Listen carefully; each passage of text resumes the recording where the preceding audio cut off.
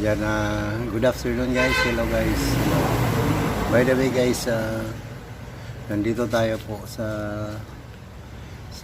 aking motorcycle dyan sa likuran. Kung hinahanap nyo guys kung paano mag-change oil ng Honda Click. Ito yung Honda Click. So, you're in the right channel guys. Tuturo ko po sa inyo kung paano mag-DIY. DIY tayo ng Honda Click po kung paano mag-change sa oil, okay? Every 2,000 kilometers dapat mag-change oil po tayo dahil yan ang nakalagay sa manual niya po, okay? So, sa mga nandito ngayon sa aking video, maraming salamat po at napasok ka po at napuntahan mo rin yung channel kong ito. So, nag-love shout out sa iyo at thanks for coming, okay? So, hindi natin patagalin guys, Ito yung Honda Click guys, Honda Click, okay? Honda Click po. At karamihan naman sa ngayon, makikita natin sa daan na yung mga Honda Click na po, okay? Yan ang mga motorcycle na madalas natin makikita at marami na po ang bumibili nito, okay? So, thanks for coming at shout out nga pala sa inyong lahat. Lalo na doon sa mga members ko po, okay? Hindi ko lang masabi dito. But sa mga members ko po, kagaya ni Ricky Brandy, Divine Cookie, Angelina, Dalan, nakalimutan ko lang. Si Annalyn Urmatan, Mex TV, yan, promoters. Si Ricky Brandy, Malupards, yan, from, ano yan, Canada ata yan. Okay, kay Divine Cooking po. At sa lahat ng mga members ko na hindi ko na nabanggit dito, shout out sa inyong lahat guys. Simulan na natin ang ayos ng kung paano po mag-change oil, okay? Thank you, by the way, thank you very much for coming in my tutorial, okay? Maraming salamat po. Sana mag-enjoy din kayo sa video na ito, okay? Maraming salamat sa inyong lahat guys. Yan guys, dito na tayo guys. Ito ang Honda Click. Yan, Honda Click 125 ito na Honda Click. Yan, kulay ng kulay niya ay white po. White kulay. Yan po ang Honda Click natin, okay? Kulay niya po ay white, okay? Yan, iikot muna natin, okay? Yan. So, yan ang Honda Click namin na ito ngayon ang ayusin natin na mag-change oil tayo, okay? Yan ang Honda Click, okay? Yan, so sa pagsimula guys, sa pagsimula ng change oil po, ituro ko sa inyo kung saan po yung ito po yung dipstick niya po, dipstick. Dito rin po nag-fill ng oil, okay? Dito tayo mag-fill ng oil. Ito yung tugungan ng oil ba? Ito yung pinaka-dipstick po. So yan ang una natin i-open. I-open natin ito. Yan. Pag ma-open na natin yan guys, punta tayo sa likuran, okay? Likuran tayo. Po sa ilagay lang natin dito. Oh, yan, dito lang muna. Ito ko lang muna ilagay yan. At puntahan natin yung para mag-drain tayo. Dito tayo guys. Kung makikita po yan, okay. Ito po yung gina-drain. Yan, dito sa pinakailalim. Okay, ito po. Yan. Ito po, dito tayo mag-drain ng oil niya. Ito yung drain plug. Makikita nyo yan sa ilalim po, sa ilalim siya po. Ito ang sa drain plug. At sa scooter gear oil naman niya ay dito po, okay, sa baba. Yan, pinakababa dito. Yan, ito yung dito tayo mag sa ano niya, sa scooter, okay. At saka ito mag-peeling dito. Yan, dito mag-peeling. At ito naman ang gagamitin natin na oil, itong advance po, advance. Yan. Kasama na dyan ang scooter gear oil niya, okay? Ito po yung mga ginagamit ko po. Yung advance na brand ng Shell at anong Shell ng brand, okay? Yan, scooter. Shell Advance Motorcycle Oil EX7 scooter. Yan po. Yan po ang gagamitin natin, okay? Yan po ang gagamitin natin. So simulan na natin, guys. So guys, ang gamitin natin dito na tools or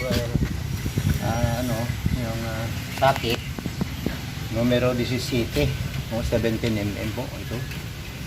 Hindi lang siguro makita dyan, bro, at gagamit din tayo ng ratchet.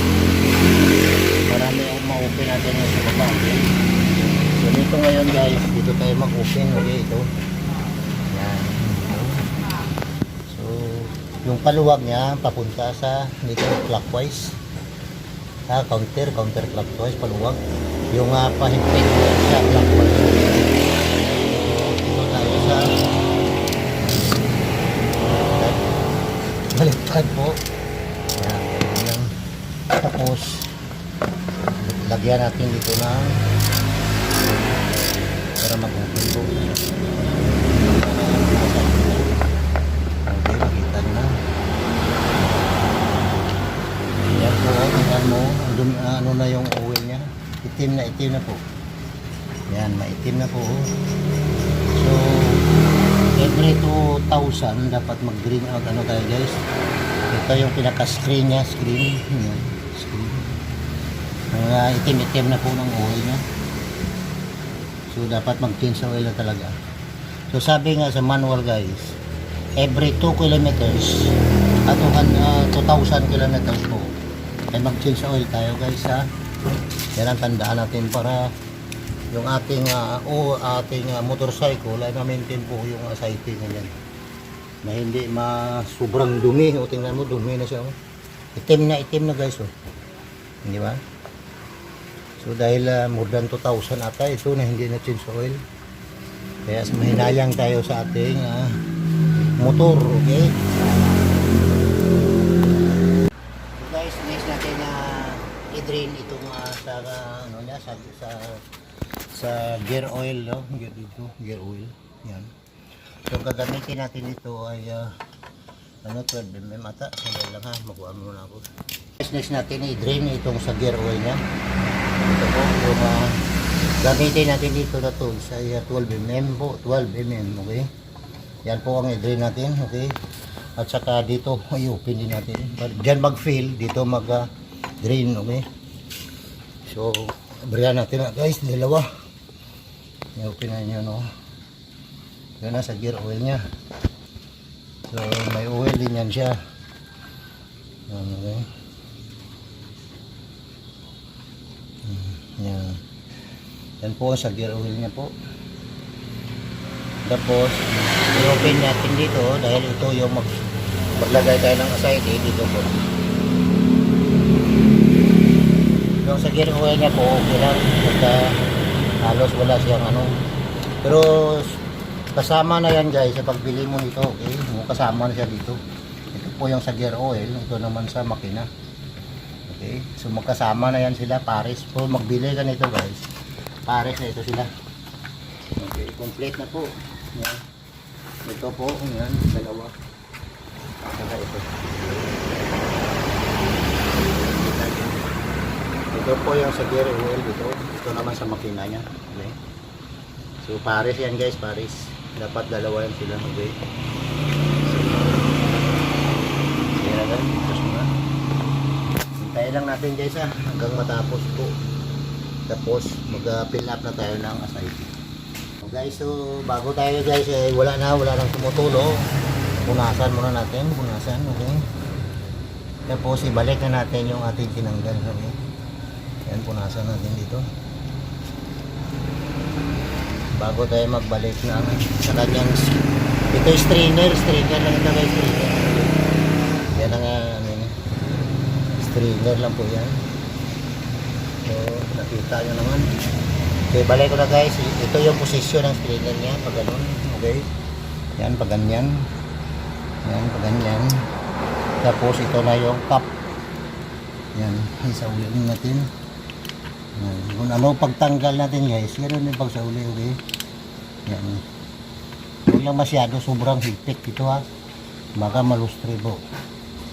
So, ang gagawin nyo lang dyan. Simple lang na pag-tightening. Tapos, gamitan lang ito. That's it. Yan. Basta kaya huwag masyadong higpit kasi pag magtanggal ka sa sunod, yan, ganyan lang. Normal lang ang pag-tight. Huwag masyadong higpit. Baka malustre po. Okay?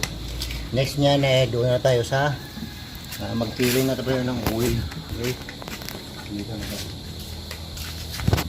Fill up na tayo ng oil. Ito.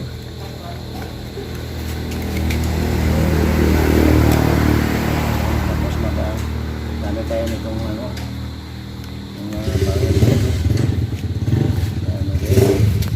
so halos maubos ito guys iubos lang natin kasi yan iubos lang natin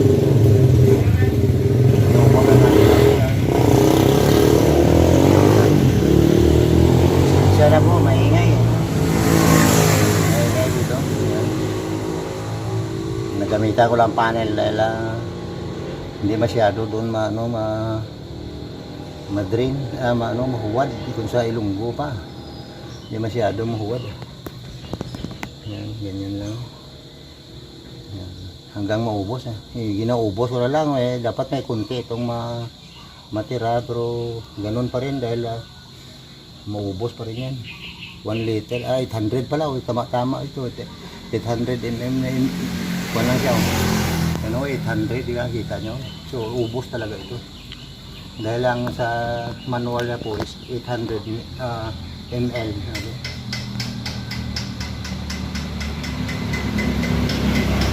Ubos na natin.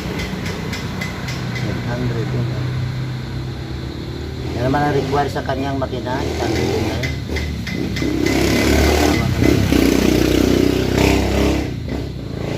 So, mabagal lang kayo.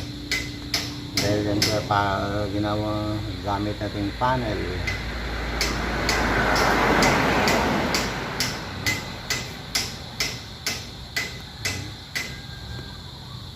Lapit na dito.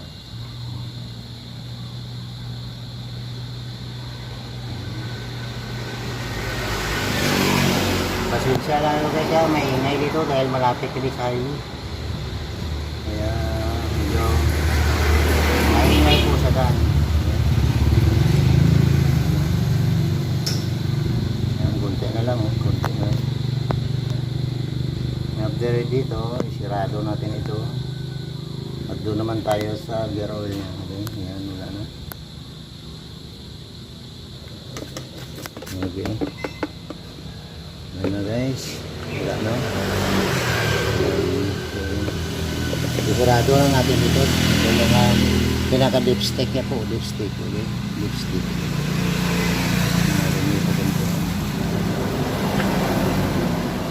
So, maya-maya i-check natin yung tama-tama po sa gauge. Okay? Maya-maya guys, i-check natin. Pamunas mo lang. Yan. So, check natin guys ha, kung tama-tama talaga.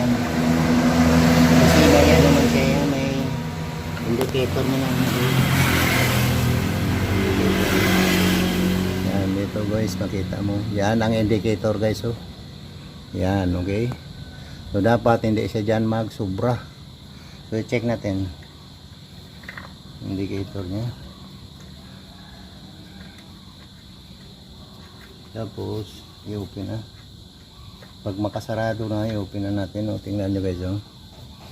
Yan, hindi ba? Yan ang indicator niya po. Halos dito siya po, hanggang dito siya po, oh.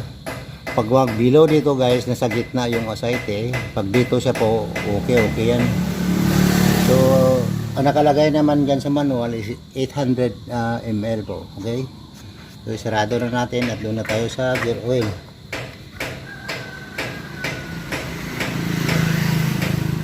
siguraduhin lang mahigpit dito. Okay, para hindi ma-open. Lagyan natin yung plier. Yan, okay na.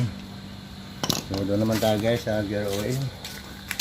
Ito naman yung sa gear oil niya. Okay, yan. So i-open lang natin dito. Kuha na ko doon. Kuha pa na sa... So bago yan, okay, bago yung ikat, ibalik muna natin ito. Yan, balik muna natin ito. Yan. Anyway, ang purpose nito, double purpose. Diba? Double purpose yan, nakalock yan dito sa ano niya, pitan.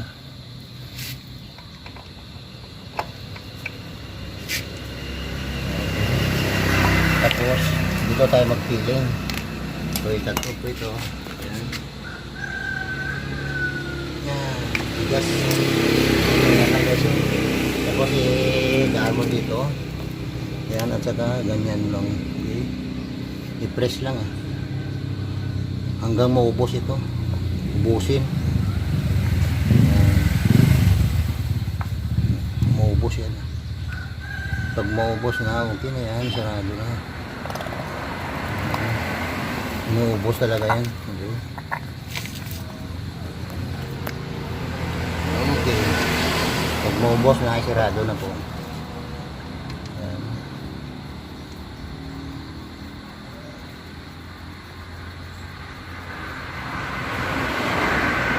Ayan.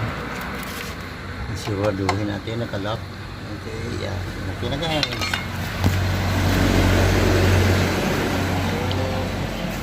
Hanggang dito na lang guys yung ano natin video. Sana may natutunan din kayo sa akin ginawa ngayon. Sa mga sa mga may bagong scooter na Honda Click. Kahit hindi na kayo magpa-change oil. Kasi ang bayad sa magpa-change oil guys is single nila is 150. So DIY na lang po. Sundan nyo na lang po yung ginawa ko. Okay?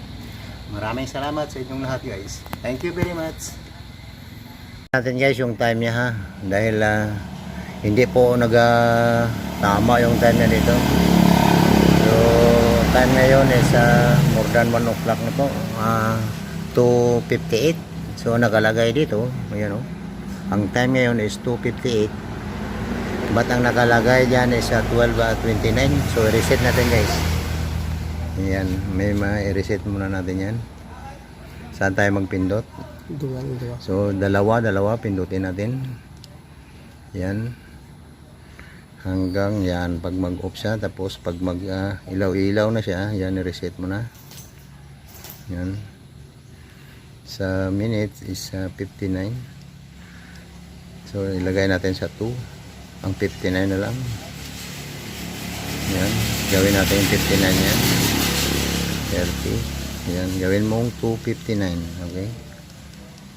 Yan. Ganyan guys mag-set. Diyan lang ho. Diyan. Okay. Sa ito po yung pinapindot niya ngayon.